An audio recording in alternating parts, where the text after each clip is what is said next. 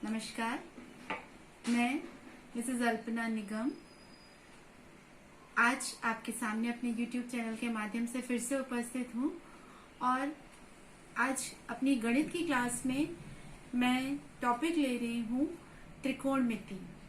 ये कक्षा 10वीं का चैप्टर 8 है, जिसमें बहुत ही इम्पोर्टेंट चैप्टर होने के कारण इसमें से 13 नंबर का आता है परीक्षा में और 5 नंबर के तो सिर्फ वस्तुनिष्ठ आते हैं, जिसमें कि सूत्र ही रहते हैं। एक क्वेश्चन 3 नंबर का आता है और एक क्वेश्चन आता है 5 नंबर का। तो कुल मिला के 13 नंबर हम कवर कर लेते हैं और यदि हमें सूत्र अच्छे से याद हो तो हम आराम से ये चैप्टर में पूरे के पूरे मार्क्स गेन कर सकते हैं। तो बच्चों, आज हम लोग आपके कक्षा 10वीं का चैप्टर नंबर 8 है गणित में, त्रिकोणमिति या इंग्लिश में ट्रिग्नोमेट्री, वो पढ़ेंगे। अध्याय का नाम है त्रिकोणमिति का परिचय, जो आपके बुक के पेज 191 पे दिया गया है। त्रिकोणमिति मुख्य रूप से समकोण त्रिभुज पर आधारित है। जहां भी समकोण त्रिभुज है वहां पे त्रिकोणमिति लग जाती है। जैसे ये त्रिभुज है ABC, इसमें कोण B समकोण है, तो इसमें त्रिकोणमिति हम पढ़ेंगे कैसी होती है। मान लीजिए B पे समकोण है, समकोण को हमेशा ऐसे चौकोर से बनाना, हाँ, कोण को ऐसा गोल सा नहीं, चौकोर बनता है क्योंकि जहां समकोण है। तो कोण समकोण के सामने वाली भुजा हमेशा होती है कर्ण और अन्य दो भुजाएं होती है लंब और आधार। ये डिपेंड करता है लंब कौन सी रहेगी। ऐसा जरूरी नहीं है कि यहाँ पे खड़ी वाली भुजा ही लंब रहती है। देखिए इस त्रिभुज में मैंने आपको बताया ये वाली भुजा लंब है, ये वाली भुजा आधार है, ये वाली भुजा लंब है। क्यों? ये डिपेंड करता है लंब और आधार कोण पर। यहाँ पे हमने कोण लिया है C, तो C कोण के लिए अपन जैसा बोलते हैं ना कि बहुत देर बैठे बैठे थक गए तो यार हमको कुछ बैठने के लिए चाहिए, आधार चाहिए। आप ऐसा ही समझ लीजिए, याद करने के लिए अपने दैनिक जीवन से उसको यदि हम कनेक्ट करें तो कोण C के लिए उसको आधार चाहिए। तो जैसे तीसरी भुजा तो कर्ण होगी, लेकिन जो दूसरी भुजा है उसको वो आधार बना लेता है, तो सामने वाली भुजा दूसरी अन्य भुजा हो जाएगी लंब। इसी तरीके से मान लीजिए हमने C ना लेके A कोण लिया, तो कोण A के लिए उससे लगी वाली भुजा हो जाएगी आधार, है ना भाई। इस कोण को यहाँ बैठना है तो ये वाली भुजा हो गई आधार, तो सामने वाली भुजा हो गई लंब। समझ गए ना? तो कोण के सामने जो सम्मुख भुजा है वो होती है लंब और कोण की संलग्न या लगी हुई भुजा वो होती है आधार। अब इस लंब आधार कर्ण में कुछ ना कुछ संबंध होता है जो हम त्रिकोणमिति अनुपातों के रूप में पढ़ते हैं। इनमें हम बहुत से अनुपात बना सकते हैं, जैसे इसके बटे ये, लंब बटे आधार, आधार बटे कर्ण, लंब बटे कर्ण।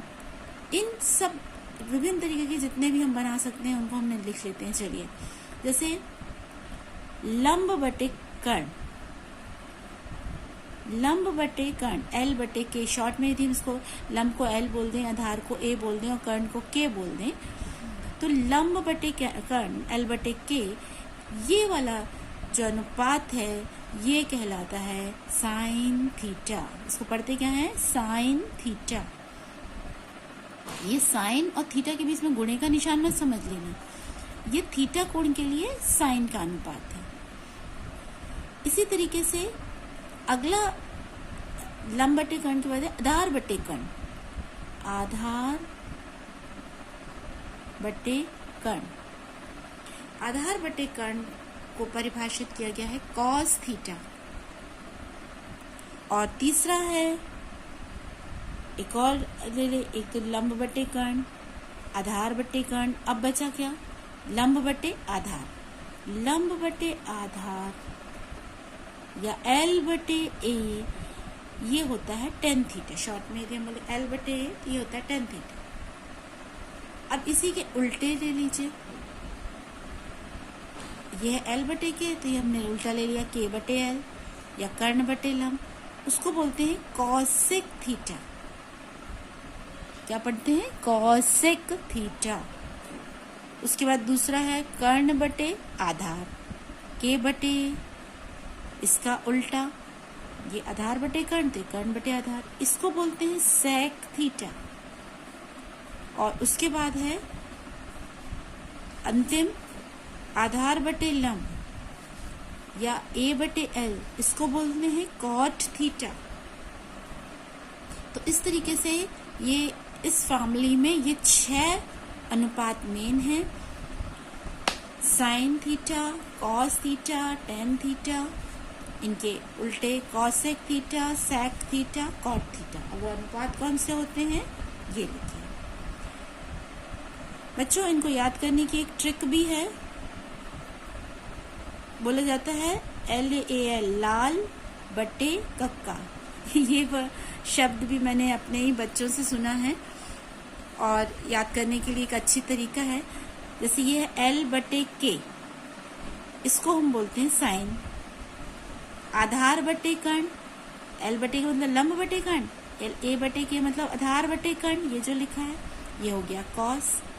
उसके बाद लंब बटे आधार, ये हो गया टेन। अब इसी का अपोजिट कर दें, इस साइड जाए उल्टा पढ़ने लगे, कर्ण बटे लंब, कर्ण बटे लंब, तो ये हो गया कॉसेक। कर्ण बटे आधार, तो ये हो गया सेक। आधार बटे लंब, तो ये हो गया कॉट। ठीक है ना। अब इसके बाद हम, क्योंकि ये अपोजिट हैं, इसलिए हम इसको ऐसा भी लिख सकते हैं, थीटा कोण के लिए साइन थीटा बराबर 1 बटे कॉसेक थीटा। यदि इसको यहां ले गए, इसको यहां ले आए, उल्टा ऐसा भी लिख सकते हैं, कॉसेक थीटा बराबर 1 बटे साइन थीटा। क्योंकि प्रश्नों में कभी कभी ऐसा हमें बदलना पड़ता है कि साइन थीटा को 1 बटे कॉसेक थीटा भी लिख सकते हैं, या कभी 1 बटे साइन थीटा को कॉसेक थीटा भी लिख सकते हैं। तो ये इन सूत्रों पे डिपेंड करता है। दूसरा है कॉसेक, जैसे यहाँ से आया कॉसेक थीटा बराबर 1 बटे सेक थीटा। ये तो हमने इनके अनुपात लिखे, लेकिन इन दोनों में यदि आपस में संबंध बोलेंगे तो क्या होता है, कॉसेक थीटा बराबर 1 बटे सेक थीटा। टेन थीटा बराबर, टेन का कॉट के साथ क्या संबंध है, टेन थीटा बराबर 1 बटे कॉट थीटा।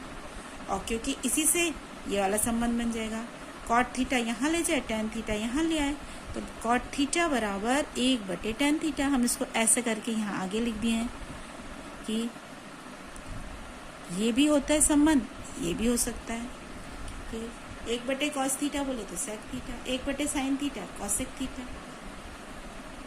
तो ये मुख्य है।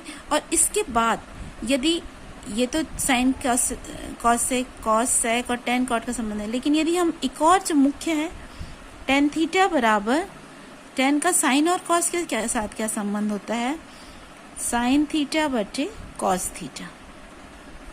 तो क्योंकि कॉट इसका उल्टा है, तो कॉट थीटा बराबर क्या हो जाएगा, आप बताओ। उल्टा है तो ये ऊपर चला जाएगा, कॉस थीटा बटे साइन थीटा। ठीक है बच्चों। अब इसके आगे हम ये सूत्र कैसे निकालते हैं, इनकी ट्रिक बताएंगे। हाँ बच्चों, अब मुख्य रूप से जो सूत्र आपके कोर्स में हैं, उनको हम यहाँ इस तरीके से, किस तरीके से याद कर सकते हैं वो मैं आपको बता रही हूँ। तो सबसे पहला है अपोजिट। आप सभी ये जो 6 त्रिकोणमिति अनुपात हैं, इनको आप इस तरीके से लिख लीजिए, साइन कॉस, टेन कॉट, सेक और कॉस। ये जो सीओ सीओ सीओ, ये तीनों में सीओ है ना, इनको एक तरफ लिख लीजिए और बिना सीओ वालों को एक तरफ। इसको आप अपनी उंगली में इस तरीके से भी लिख के कर सकते हैं कि आप अपनी तर्जनी उंगली में लिख लीजिए साइन कॉस, जो मिडिल फिंगर है उसमें लिख लीजिए टेन, इस तरफ कॉट, जो आपकी रिंग फिंगर है उसमें लिख लीजिए सेक और कॉसेक। अब जो ट्रिक मैं आपको बता रही हूँ कि अपोजिट कैसे होता है, जैसे साइन का अपोजिट है कॉसेक, कॉस का अपोजिट है सेक, या सेक का अपोजिट है कॉस, और टेन का अपोजिट है कॉट, और कॉट का अपोजिट है टेन। तो इस तरीके से मैंने एक फिगर आपको बना के यहाँ बताया है कि आप जब याद करेंगे तो कैसे याद कर सकते हैं कि साइन का अपोजिट है कॉसेक, और कॉसेक का अपोजिट है साइन। कॉस का अपोजिट है सेक, और सेक का अपोजिट है कॉस। टेन का अपोजिट है कॉट, और कॉट का अपोजिट है टेन। तो यदि हम सूत्र लिखेंगे तो हम ऐसा जानते हैं कि साइन थीटा बराबर 1/, कॉसेक थीटा, या कॉसेक थीटा बराबर 1/, साइन थीटा। दूसरा वाला कॉस थीटा बराबर 1/, सेक थीटा, या सेक थीटा बराबर 1/, कॉस थीटा। टेन और कॉट में क्या संबंध होगा?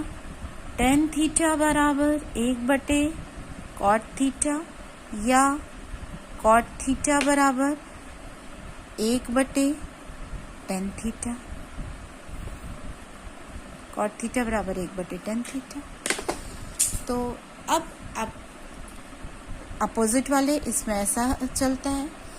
एक और आपका है कॉम्प्लीमेंट्री एंगल, या जिन कोणों का योग 90 अंश होता है उनके लिए त्रिकोणमिति में जो अनुपात है उनका आपस में क्या संबंध रहता है, उसके लिए ऐसा वाला चलता है। लिखेंगे आप बिल्कुल वैसे ही, sine cos tan cot sec cosec. ये लिखें, sine cos tan cot sec cosec वही रहेगा, लेकिन इसमें ऐसा चलेगा कि साइन कॉम्प्लीमेंट्री क्या होता है? 90 माइनस थीटा। हमेशा पूरक कोण यदि आपको निकालना है, थीटा का पूरक कोण क्या होगा? 90 माइनस थीटा। तो साइन 90 माइनस थीटा होता है कॉस थीटा, या इसी का अपोजिट आप ले लीजिए, ये साइन इसके और cos theta. Cos 90 minus theta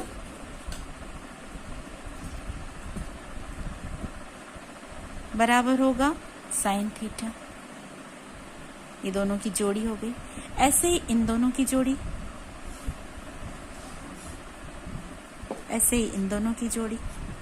अब हम इनके सूत्र लिख सकते हैं कि tan 90 माइनस थीटा, इसको आप कोष्टक में लिखेंगे 90 माइनस थीटा को, tan 90 minus theta cot theta, और cot 90 minus theta tan theta. ये दोनों की जोड़ी हो गई। इस तरीके से अगली वाली सेक 90 माइनस थीटा बराबर कॉसेक थीटा, और कॉसेक 90 माइनस थीटा बराबर सेक थीटा। ये वाला लास्ट वाली जोड़ी। तो ये हो गया पूरक कोणों के। इनको याद करने के लिए आप इस तरीके के डायरेक्शन में इनको लिख लीजिए। आखिरी एक और है जो प्रश्नावली में लगती है, आखिरी वाली में सर्वसमीका आइडेंटिटीज। उन आइडेंटिटीज में भी यही चीज चलती है, साइन कॉस, इसको ऐसे लिख लीजिए। बीच में इसमें 1 लिख लीजिए। तो ये और ये ऐसा आपने जोड़ी बना ली। सबका 1 के साथ संबंध कर दीजिए। तो सर्वसमीका जैसे कि आप जानते हैं कि इस तरीके के निशान से आप याद रखिएगा कि ऐसे चलेगा। इस वाले में ये सर्वसमीका सिर्फ 3 इनमें चलेगी। इस वाले में, इस वाले में और इस वाले में कैसे चलेगा? एक छोड़ एक, ऐसा, ऐसा और ऐसा। याद करने के लिए ध्यान रखिए, sine square theta plus cos square theta बराबर 1। आपको सर्व समीकरण में हमेशा स्क्वायर लगता है, इसलिए अब हम यहाँ पे स्क्वायर लगा देंगे। जैसे यहाँ 90 माइनस थीटा था, यहाँ पे स्क्वायर स्क्वायर लगता है, तो sine square theta plus cos square theta बराबर 1। ऐसे यहाँ से स्टार्ट करेंगे। 1 प्लस कॉट स्क्वायर थीटा बराबर कॉसेक स्क्वायर थीटा। और तीसरा वाला यहाँ से स्टार्ट करिए। टेन स्क्वायर थीटा प्लस 1 बराबर सेक स्क्वायर थीटा।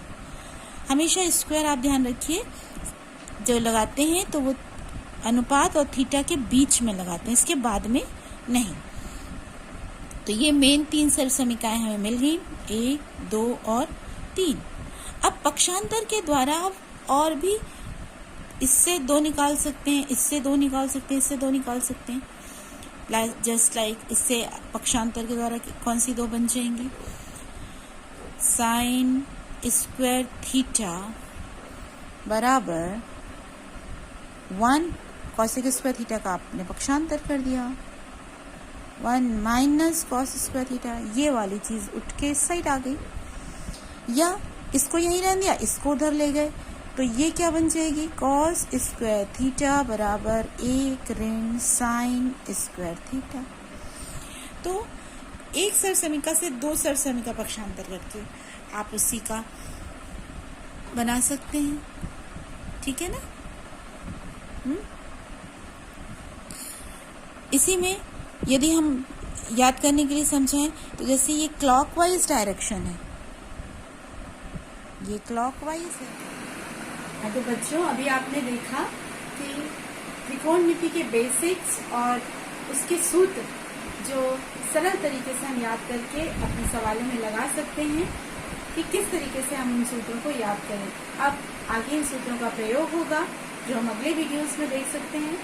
यदि आपको ये वीडियो अच्छा लगा है और आप अपने दोस्तों को भी बताना चाहते हैं तो उनके साथ शेयर कर दीजिएगा, और आगे भी किसी और सब्जेक्ट में आप वीडियो देखना चाहते हैं तो उसको भी आप कमेंट बॉक्स में लिख सकते हैं। Thank you for watching.